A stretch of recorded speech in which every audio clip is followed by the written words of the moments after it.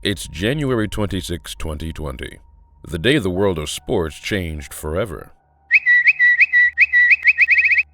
Kobe Bryant was on board that helicopter and is now dead at the age of 41. Five-time NBA champion, former league MVP, Kobe Bryant died. Los Angeles Lakers basketball star Kobe Bryant has been killed in a helicopter crash. Just like that, one of the NBA's most prolific and well-achieved players met an unfortunate fate, together with his daughter and 7 others. But there's way more to his story you may know. This is the story of Kobe Bryant. Kobe Bean Bryant was born on the 23rd of August, 1978 in Philadelphia, Pennsylvania. Kobe was the youngest of 3 children, born to former NBA player Joe Bryant and Pamela Cox Bryant. Interestingly enough, his parents named him after a type of beef called Kobe. Yes, one of the greatest basketball players ever is named after Kobe beef. Isn't your name inspired from the beef itself? It's not inspired, but it actually is the name of the beef. It is. My parents must have been smoking some really crazy. His middle name, Bean, came from his father's nickname, Jelly Bean. In 1984, Kobe was just 6 when his father Joe ended his NBA career and took the family to Italy, where he played in the Italian Basketball League. A young Kobe excelled in sports, participating in both soccer and basketball. It quickly became clear that the latter was where Kobe strived in. When the family returned to Philadelphia in 1991, he joined the Lower Merion High School basketball team, leading his team to the state championships 4 years in a row. He scored nearly 3,000 points during his high school career and became the school's most famous alum, with his jersey number 33 eventually getting retired. Everybody knew this young man was a force to be reckoned with. Athleticism, grit, vision, handles, scoring ability, and the ability to come in clutch, just to name a few skills he possessed. Kobe truly had it all, and it must be said that while basketball became the most important thing in his life, he still managed to get good grades in school. It wasn't a question if he would make the NBA, but more so when. Despite scholarship offers from nearly every major college in the country, Bryant publicly announced on the 29th of April that he had different plans for his future. I, Kobe Bryant, have decided to take my talent to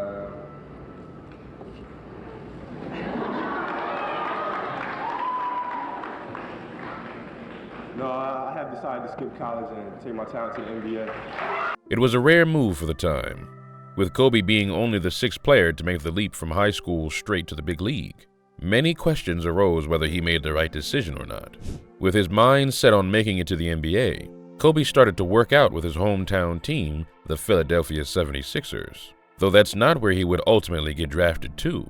With the 13th pick in the 1996 NBA Draft, the Charlotte Hornets select Kobe Bryant from Lower Merion High School in Pennsylvania.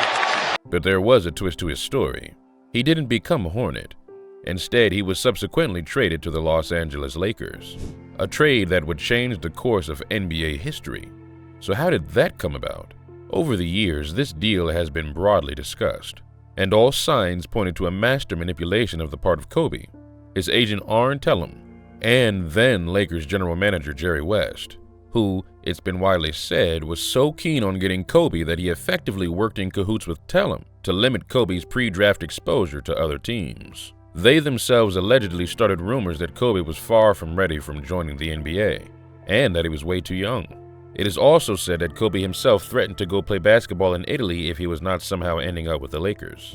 Although he has always maintained that he didn't have anything to do with leveraging his way to LA. He says, in fact, that the Hornets never wanted him in the first place, which he doubled down on with a tweet in 2014. Whatever the truth may be, Kobe manifested his future as a Laker and was ready to have a great future. Though his first year wasn't as stellar as many had hoped, he struggled and spent a lot of time on the bench. The following season, he seemed to have gotten acclimated to the NBA and became dominant as the Lakers' shooting guard. Despite being solely focused on his basketball career, Kobe also gave rapping a shot, a small detour that was less successful than his basketball career. Though it wasn't a total failure, it would ultimately end in him meeting his future wife. While on a video set in 1999, Kobe met Vanessa Lane, an extra and high school student. 2 years later, the two were married. In the following years, his success on the court would reach unimaginable heights, winning 3 straight NBA titles from 2000 to 2002. It was a feat that laid the foundation for his place in basketball history. Off the court, Kobe and Vanessa welcomed their first daughter, named Natalie, on January 19, 2003. Life truly seemed great for Kobe, and there was nothing that could knock him off his pedestal until the 18th of July 2003. That's the day when the 24-year-old Bryant was charged with felony assault after a 19-year-old woman said she was assaulted by Bryant on June 30th in a Colorado hotel room. At a news conference on the day he was charged, Bryant admitted he committed adultery but said he did not assault his accuser. I'm innocent. On September 1st, 2004, the criminal case was dropped, and Bryant issued a statement apologizing to the woman and her family, his own family, friends, and supporters. He said, "First, I want to apologize directly to the woman involved in this incident. I want to apologize to her for my behavior that night and for the consequences she has suffered in the past year. Although this year has been incredibly difficult for me personally, I can only imagine the pain she has had to endure. Although I truly believe this encounter between us was consensual, I recognize now that she did not and does not view this incident the same way that I did." All the commotion was clearly something that affected Kobe on the field, but he was soon back to his old ways. Over the course of the years, Kobe garnered many accolades most players could only dream of, winning multiple NBA championships, but also MVP awards, Olympic medals, and a place in basketball infamy alongside. However, as of 2012, Kobe's career declined. 3 consecutive years he suffered season-ending injuries. He managed to recover from all of those injuries, but at the start of the 2015-2016 NBA season, he struggled alongside his younger Lakers teammates. It led him to making a drastic but understandable decision. On the 29th of November 2015, Kobe officially announced that the current season was going to be his last. He was retiring. "This season is all I have left to give. My heart can take the pounding. My mind can handle the grind. But my body knows it's time to say goodbye." But Kobe wouldn't be Kobe if he didn't go out with a bang. His last game was against the Utah Jazz on the 13th of April 2016, and it was safe to say he showed out. With the world's biggest celebrities in attendance and ticket prices through the roof, he dropped 60 points, leading his team to a win late in the fourth quarter. He truly put a fitting end to his remarkable career. After the game, Kobe gave a heartfelt speech in which he thanked his fans, the Lakers organization, his family, and all his teammates. After playing in yellow and purple for 20 years, the Lakers organization decided they were going to retire number 8 and number 24 to honor Kobe forever, not knowing what was about to come. In the years after his retirement, Kobe focused on his philanthropy and, of course, his family. After Natalia, him and Vanessa welcomed 3 more daughters, called Gianna, Bianca, and Capri. Especially Gianna was dear to his heart because they shared the same love for the game of basketball.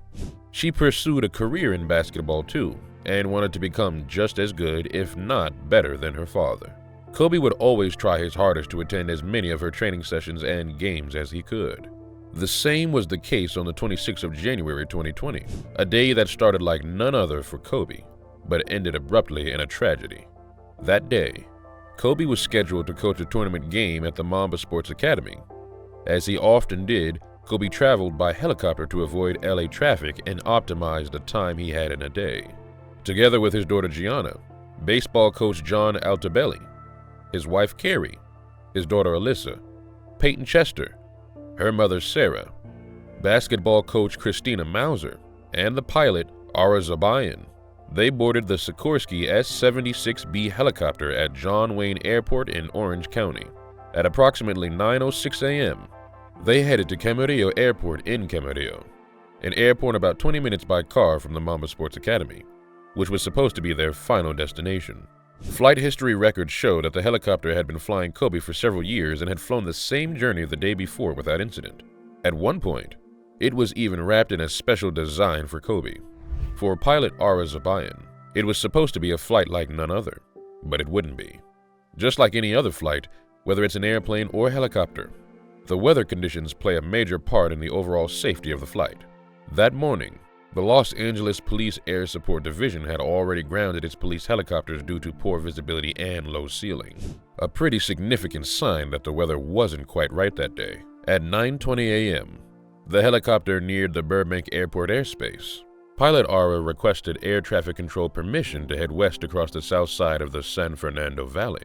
His request was granted, but he was told there were unfavorable weather conditions, with cloud tops at 2,400 feet, and that he had to remain vigilant. 9:32 a.m., the controller cleared Pilot Ara to resume his flight across State Route 118 to pass on the north side of Burbank and Van Nuys airports at or below 2,500 feet. 9:39 a.m. After a handoff to a Van Nuys air traffic controller, Ara is given permission to turn southwest toward US 101. He is advised to contact Southern California Terminal Radar Approach Control, known as SoCal, for radar assistance. Ara then told SoCal that he was heading to Camarillo at 1,500 feet. SoCal tells him radar contact can't be maintained at that altitude, and flight following services are terminated. 9:45 a.m., Pilot Ara contacts SoCal again and reported that he was climbing above cloud layers and requested flight following services again. A new controller asked him to identify his flight and state his intentions. Ara said that he was climbing to 4,000 feet and was not heard from again. The radar showed the helicopter climbing to 2,300 feet and turned left. Just 8 seconds later, it suddenly began descending at rapid speeds, descending into mountainous terrain, where visibility that morning was very poor. The last data received from the craft was at 1,200 feet, about 400 feet from the crash site. A witness said that the helicopter emerged from the mist and was visible for 1 to 2 seconds before violently hitting the hillside, traveling at more than 180 miles per hour or 290 kilometers per hour. Had Kobe Bryant and his daughter Gianna, as well as 7 others, just lost their lives? The answer was sadly yes. After hitting the hill, the helicopter burst in flames. Wreckage was found along a wide side of the hill. The worst possible thing that could have happened just took place. 9:47 a.m. Worried witnesses called 911 to report a crash. I'm just reporting a hillside fire just east of Los Virgenes Road and A.E. Wright Middle School. Helicopter crashed into a mountain. We heard it, and now I'm looking at the flames at Malibu Canyon and Agora Road. I'm at Erewhon Supermarket. We can see it. It went over my head. It's thick in clouds, and then I heard a pop, and it immediately stopped. The news of the crash immediately spread across the entire globe. We're coming on the air with breaking news, very sad news to tell the sports world. The LA Times is reporting that retired Los Angeles Lakers basketball star Kobe Bryant has been killed in a helicopter crash. Breaking news this Sunday afternoon, 5-time NBA champion, former league MVP Kobe Bryant died. On the 24th of February 2020, a memorial service was held in the Staples Center, the Lakers Stadium. In attendance were many of Kobe's family members, his old teammates, as well as other famous people from the world of basketball and beyond. Heartfelt speeches from his wife Vanessa, Michael Jordan, Shaquille O'Neal, and more showed how much Kobe was loved. The memorial would end up being viewed by millions of people all over the world. People gathered on the streets to pay their condolences. Murals also popped up all over the world to honor Kobe and his daughter Gianna. It was clear his passing affected a lot of people. Several months after the incident, the National Transport Safety Board released 1,852 pages of factual evidence collected during its investigation into the crash. Interview transcripts, email records, text messages, photos, meteorological reports, and video footage from cameras in the area. It was all part of those 1,852 pages, and the outcome was devastating. This wasn't some unfortunate and random crash in which the engine suddenly gave out or there was some other mechanical failure. This crash was caused by human error. The weather that day was a topic of conversation among Kobe's travel-coordinated team prior to takeoff. However, Ara, the pilot, fielded inquiries about it via text message the night before the flight and the morning of. "Should be okay," he said. Pilots typically fly under visual flight rules, where they can see where they're going, or instrument flight rules, where they primarily rely on the aircraft's instruments because their vision is obscured. But the conditions that morning prompted Ara to take off under special visual flight rules, a sort of middle ground between the two, which isn't that odd, but if you have low visibility and low clouds and variable terrain, it does get very scary. You're essentially just hoping for the best and taking immense risk. The weather on the morning of the crash had become a key component of the investigation. Its meteorological report spanned 394 pages and included satellite images, surface observations, photos, maps, and other assorted data. Each and every data point suggested that the only right option was to stop the flight and return to John Wayne Airport. Multiple lawsuits have been filed by Bryant's wife, Vanessa, and the other victims' families against the helicopter company and pilot Ara's estate, which were later settled. The families argued that he took irresponsible risks and should not have flown in adverse conditions, and that Island Express helicopters should have had regulations in place that prevented him from doing so. To Ara's defense, was he pressured to keep flying, or did he experience somatographic illusion, a phenomenon in which gravitational forces can confuse the body in the absence of visual cues, leading to your body essentially lying to you? Ara Zabayan might have felt like the helicopter was climbing as it banked toward the hillside. I guess we will never know. If you have enjoyed this video as much as I did making it, please be sure to leave a like, a comment sharing your thoughts, and subscribe.